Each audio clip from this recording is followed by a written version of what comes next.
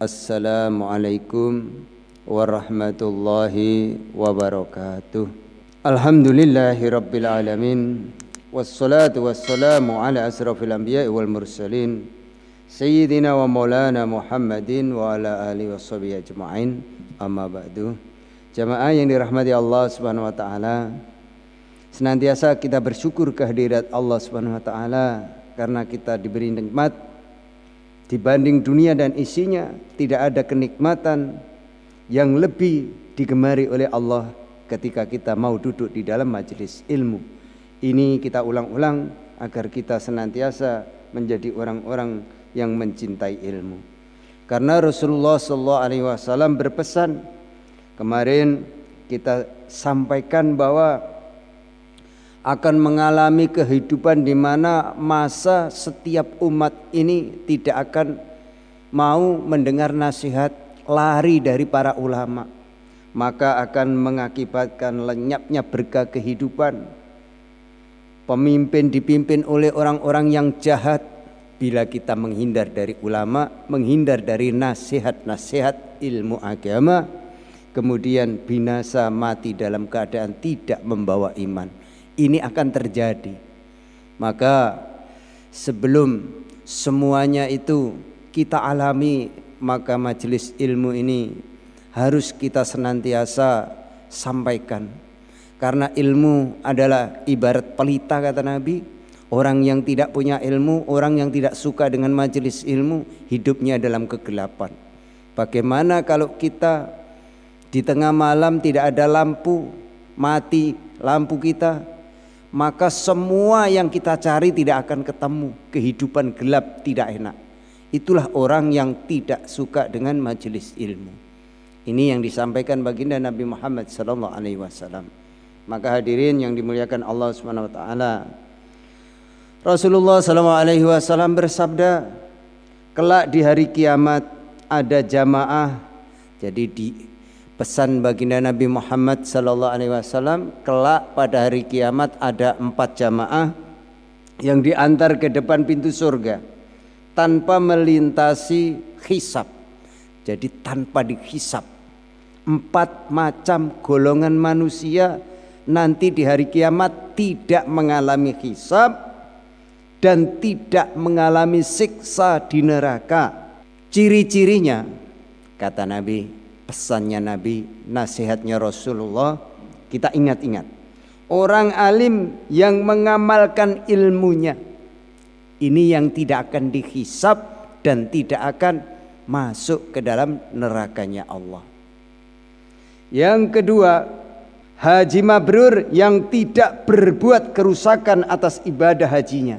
Yang ketiga, pejuang mati syahid yang takwa, yang gugur di medan laga. Kemudian golongan yang keempat adalah dermawan yang memperoleh hartanya dengan usaha halal dan membelanjakannya untuk sabilillah tanpa riya.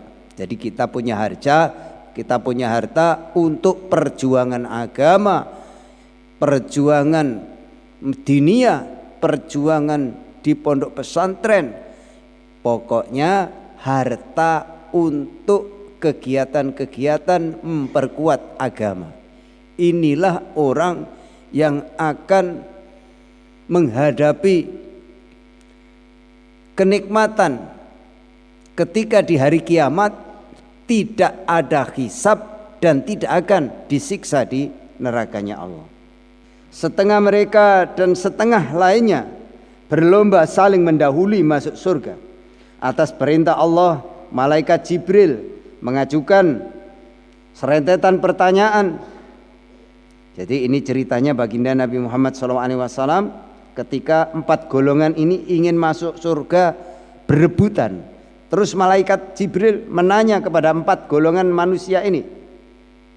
Pertama, ia tanya kepada pejuang yang mati syahid, apa amalmu di dunia sehingga kamu hendak memasuki surga? Di urutan yang pertama.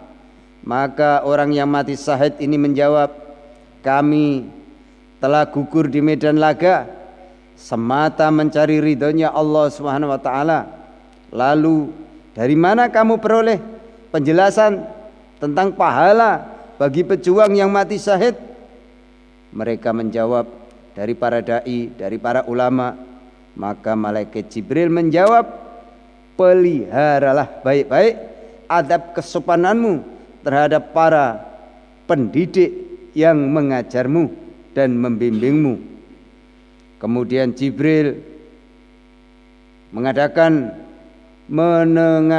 kepala ke langit ke arah jamaah haji mabrur dan bertanya seperti kepada orang yang pertama dan seterusnya, kepada orang ketiga dan keempat. Akhirnya berkatalah orang alim itu, ya Tuhanku, keberhasilanku dalam bidang ilmu adalah atas bantuan para dermawan yang bersifat kasih,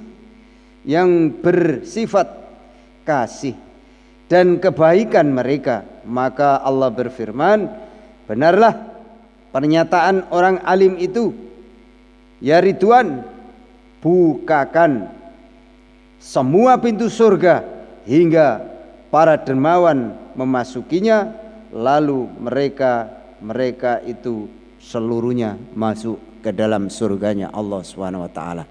Itulah jamaah yang dirahmati Allah Subhanahu wa taala. Kalau kita punya harta, jangan sampai kita tidak infakkan untuk kemakmuran masjid. Kita tidak usah banyak, kita yakini tiap hari 1000 kita masukkan kotak amal, maka nanti ketika hari kiamat, ini jaminan dari Allah, tidak akan masuk ke dalam neraka kecuali masuk surga diantar oleh malaikat Ridwan. Semoga termasuk kita semua. Allahumma amin. Demikian para jamaah, mudah-mudahan bisa kita renungi, bisa kita jadikan bekal untuk makin hari makin meningkatkan amal kita untuk bekal akhirat kita, sehingga kita hidup di dunia ini dan sampai di akhirat mendapat perlindungan, pertolongan dan ridhonya Allah Subhanahu wa taala. Mari kita tutup dengan doa kafaratul majelis. Subhanaka Allahumma wa bihamdika asyhadu an la ilaha anta astaghfiruka wa atubu ilaik. Wassalamualaikum warahmatullahi wabarakatuh. Allahumma shalli ala Muhammad ya Rabbi shalli alaihi wasallim.